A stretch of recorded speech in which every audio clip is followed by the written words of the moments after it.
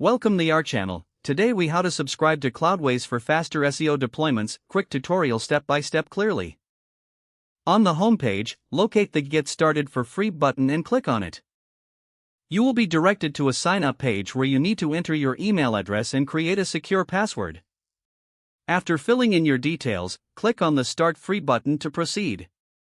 Next, check your email inbox for a confirmation message from Cloudways.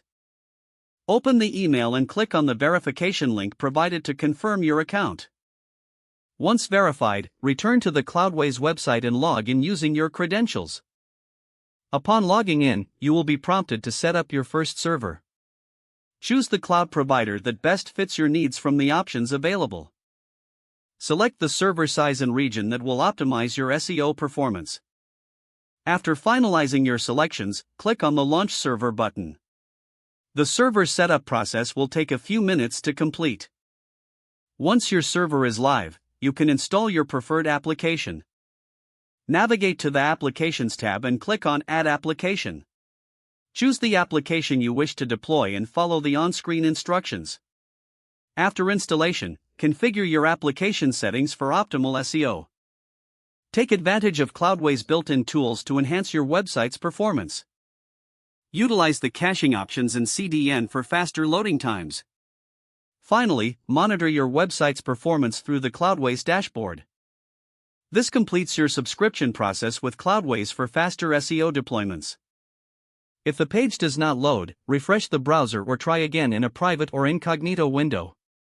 Make sure you are using the correct email address, then retype it carefully to avoid small typos. If your password is not accepted, use the reset option and create a new strong password you can remember. Check your spam folder for verification or security emails, then complete any requested confirmation steps. Enable two-factor authentication if available to improve account security and reduce unauthorized access risk.